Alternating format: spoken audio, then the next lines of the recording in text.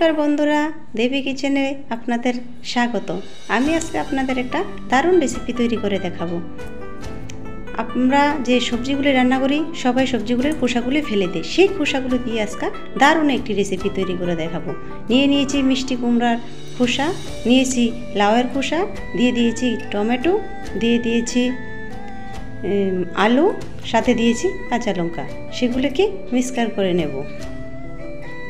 দেখুন দারুণ একটা রেসিপি। এটা আমি একটা বলে নিয়েছি, বসিয়ে দিলাম কড়াই, কড়াইতে দিয়ে দিলাম সাদা তেল।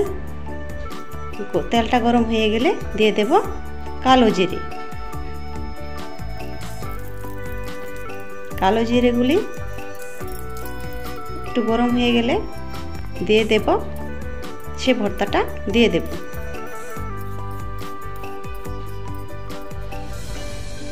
দিয়ে দিলাম ভর্তাটা, সাথে দিয়ে দিলাম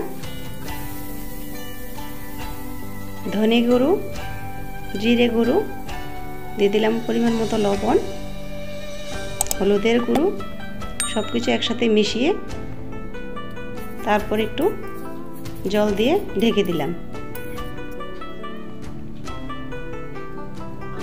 দেখুন, আপনাদের এই রেসিপিটা যদি ভালো লেগে থাকে তাহলে প্লিজ একটা লাইক করে সাবস্ক্রাইব করে দেবেন।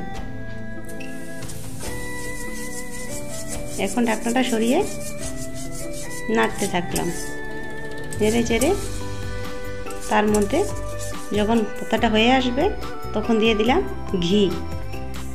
তার মধ্যে ঘি দিয়ে দিলাম। একদম সহজ রেসিপি, অসাধারণ মজাদার হয়, খেতে কিন্তু অসাধারণ লাগে। এই নিরামিষ ভর্তাটা আপনারা বাড়িতে ট্রাই করে দেখবেন।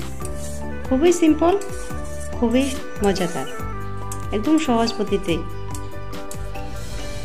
আমার ভর্তা রেসিপি তৈরি। কেমন লাগলো প্লিজ কমেন্ট করে জানাবেন।